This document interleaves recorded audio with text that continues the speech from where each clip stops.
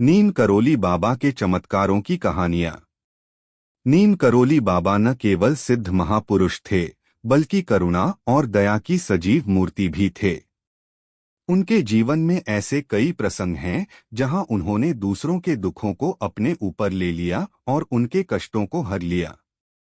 बाबा का प्रेम केवल आत्मा से जुड़ा होता था, न जाति, न धर्म, न अवस्था। कुछ भी उनके करुणामय हृदय को बांध नहीं सकता था।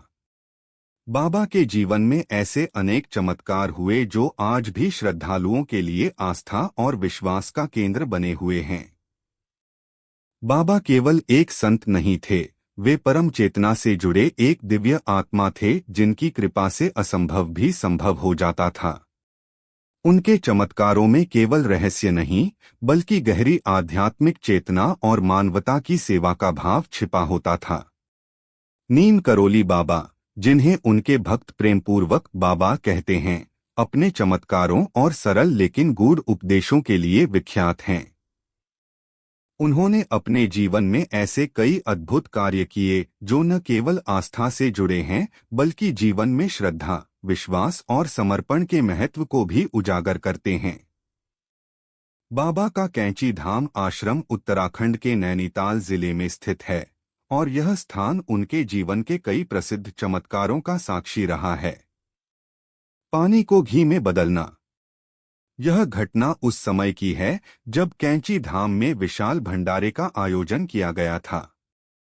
हर वर्ष की तरह उस दिन भी सैकड़ों की संख्या में श्रद्धालु आश्रम में जुटे थे। भोजन की व्यवस्था की गई थी और रसोई में व्यंजन बनाने की तैयारियां जोरों पर थीं।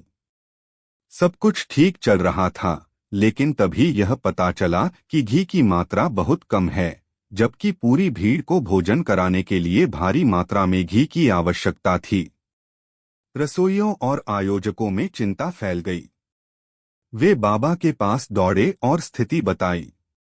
नीम करोली बाबा ने सभी को शांत किया और कहा, घबराओ मत, जाओ पास की नदी से पानी लाओ। यह सुनकर सभी चौंक गए।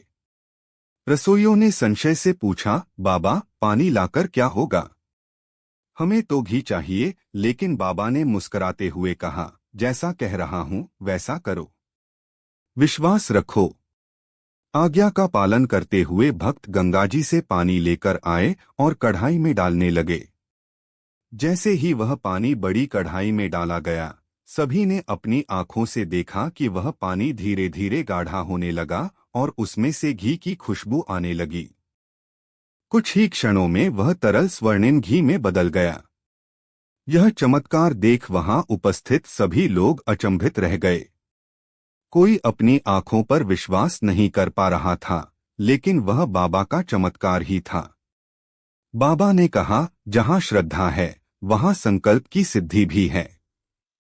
अगर तुम निस्वार्थ भाव से सेवा करोगे तो सारा ब्रह्मांड तुम्हारे सहयोग में लग जाएगा। श्रद्धा, समर्पण और सेवा, यही बाबा की राह है। इस चमत्कारी घटना के बाद भंडारा निर्विघ्न संपन्न हुआ।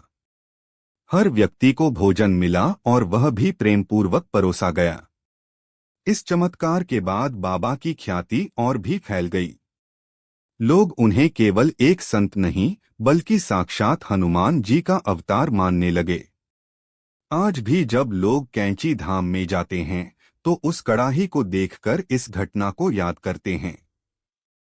यह केवल एक चमत्कार नहीं, बल्कि बाबा की असीम कृपा और उनके दिव्य स्वरूप की अनुभूति है। इस कहानी से हमें यह सीख मिलती है कि जहां विश्वास होता है, वहां असंभव भी संभव हो जाता है। इलाहाबाद में बाढ़ को रोकना, हनुमान मंदिर की रक्षा। प्रयागराज, पुराना नाम इलाहाबाद से, जहां नीम करोली बाबा ने अपनी महिमा से हनुमान मंदिर की रक्षा की और बाढ़ जैसी आपदा को सहजता से टाल दिया। यह घटना उन दिनों की है जब इलाहाबाद में गंगा और यमुना दोनों नदियां उफान पर थीं। मानसून के कारण भारी बारिश हुई थी और दोनों नदियों में जलस्तर तेजी से बढ़ रहा था। शहर के कई इलाकों में पानी भर गया था और बाढ़ की आशंका ने लोगों को चिंतित कर दिया था। सबसे बड़ी चिंता हनुमान मंदिर की थी, जो संगम के निकट स्थित है और जल स्तर बढ़ने के कारण डूबने की कगार पर था। स्थानीय प्रशासन से लेकर भक्तजन तक सभी परेशान थे।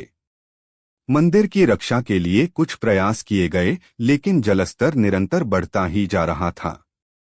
तभी किसी ने बाबा नीम करोली को इस संकट की सूचना दी। बाबा तुरंत प्रयागराज पहुंचे। वहां पहुंचकर उन्होंने देखा कि मंदिर की ओर पानी बढ़ता ही चला आ रहा है और शीघ्र ही मंदिर डूब सकता है। भक्तों के चेहरे पर चिंता स्पष्ट थी। जहां बाबा हैं, वहां संकट टिक नहीं सकता। बाबा शांत भाव से गंगा के किनारे गए, अपने हाथों में गंगा का जल उठाया और कुछ मंत्र बुदबुदाते हुए आकाश की ओर देखा।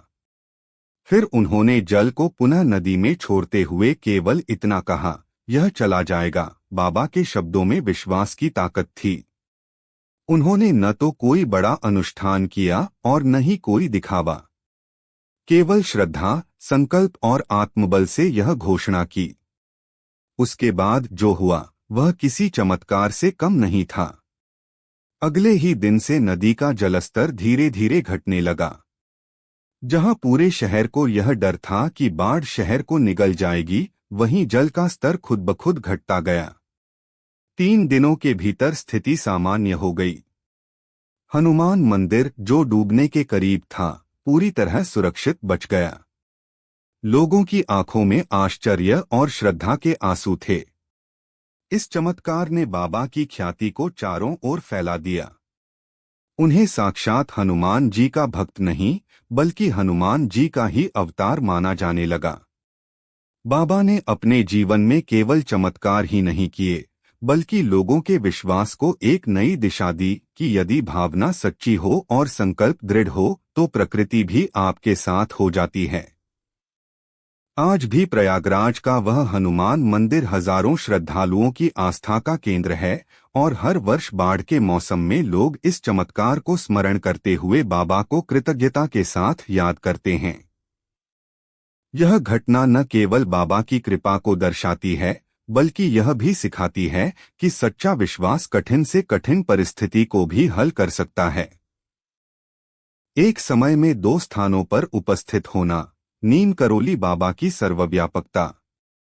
यह घटना उन दिनों की है जब पंकी में एक भव्य हनुमान मंदिर के उद्घाटन की तैयारियां चल रही थीं। मंदिर के स्थापना दिवस पर भक्तों और आयोजकों ने बाबा नीम करोली को मुख्य अतिथि के रूप में आमंत्रित किया था। बाबा से मिलने गए भक्तों ने आग्रह किया कि वे मंदिर के उद्घाटन समारोह में अवश्य आएं। लेकिन बाबा ने मुस्कुराते हुए कहा, मैं इस बार नहीं आ पाऊंगा, मेरा स्वास्थ्य ठीक नहीं है, मैं इलाहाबाद में ही विश्राम करूंगा। भक्त थोड़े निराश हुए, लेकिन बाबा की इच्छा को समझकर लौट आए। मंदिर का उद्घाटन समारोह नियत दिन पर बड़े ही धूमधाम से हुआ। सैकड़ों श्रद्धालु उपस्थित थे। भजन, कीर्तन, यज्ञ और हनुमान चालीसा का पाठ हो रहा था। लेकिन उस दिन वहां उपस्थित लोगों को सबसे बड़ा आश्चर्य तब हुआ जब उन्होंने बाबा नीम करोली को मंदिर परिसर में विचरण करते हुए देखा। बाबा मंदिर के मुख्य मंडप में गए, वहां उन्होंने प्रसाद ग्रहण किया, कुछ लोगों से बातचीत भी की और फिर धीरे से वहां से चले गए। कई लोगों ने उन्हें देखा, कुछ ने उनके चरण स्पर्श किए और कुछ ने उनका आशीर्वाद भी लिया। लेकिन वास्तविक चमत्कार तब हुआ जब उसी दिन इलाहाबाद में मौजूद भक्तों ने बताया कि बाबा तो वहां से कहीं गए ही नहीं। वे अपने कक्ष में विश्राम कर रहे थे और पूरे दिन वहीं उपस्थित थे। जब पंकी से लौटे भक्तों ने इलाहाबाद के भक्तों को बाबा की उपस्थिति का वर्णन किया, तो सभी हैरान रह गए। बाबा से जब इस विषय में पूछा गया तो वे मुस्कराए और बोले, मैं कहाँ गया और कहाँ नहीं, इसका ज्ञान तुम क्यों चाहते हो? जहाँ याद वहाँ मैं हूँ। जहाँ श्रद्धा है वहाँ बाबा स्वयं प्रकट होते हैं। यह घटना बाबा की सर्वव्यापकता का प्रमाण बन गई। भक्तों को यह अनुभव हो गया कि बाबा केवल शरीर तक सीमित नहीं हैं। उनका अस्तित्व चेतना में समाया हुआ है। वे अपने भक्तों की पुकार पर कहीं भी, किसी भी समय प्रकट हो सकते हैं, चाहे उनका भौतिक शरीर वहां उपस्थित हो या नहीं। इस घटना के बाद बाबा के भक्तों में यह विश्वास और भी दृढ़ हो गया कि बाबा साधारण मानव नहीं, बल्कि एक पूर्ण योगी, सिद्ध पुरुष और ईश्वर के साक्षात स्वरूप हैं। उनकी यह सर्वव्यापकता यह दर्शाती है कि सच्चे संत शरीर से नहीं, आत्मा से कार्य करते हैं। आत्मा से कार्य करते हैं और प्रेम व भक्ति से बंधे भक्तों के लिए कहीं भी पहुंच सकते हैं। स्मॉल पॉक्स रोगी का उपचार, बाबा की करुणा। यह घटना उन दिनों की है जब स्मॉल पॉक्स, चेचक का प्रकोप भयावह रूप में फैला हुआ था। गांवों में यह बीमारी जानलेवा मानी जाती थी और लोग इसके नाम से डरते थे। एक बार कैंची धाम में एक दंपत्ति अपने छोटे से पुत्र को लेकर बाबा के पास आए। वह बालक बुरी तरह से स्मॉल पॉक्स से ग्रस्त था। उसका पूरा शरीर लाल चकत्तों से भरा था, बुखार तेज था और बच्चा रो रो कर बेहाल हो रहा था। डॉक्टरों ने जवाब दे दिया था और माता पिता की आशा की अंतिम किरण बाबा नीम करोली ही थे। जब वे बाबा के पास पहुंचे तो बाबा ने ध्यानपूर्वक बालक की हालत देखी और बोले, डरो मत, यह ठीक हो जाएगा। उन्होंने बालक के सिर पर हाथ फेरा और अपने चरणों का जल, चरणामृत, एक कटोरी में मंगवाया। बाबा ने वह चरणामृत बालक को पिलाया और उसके माथे पर थोड़ी सी मात्रा में लगाया। फिर उन्होंने कहा, अब इसे कुछ नहीं होगा, यह कल तक ठीक हो जाएगा। जहां करुणा होती है वहां चमत्कार स्वाभाविक हो जाते हैं। अगले ही दिन बालक का बुखार उतर गया, चकत्ते सूखने लगे और वह धीरे धीरे खेलने लगा।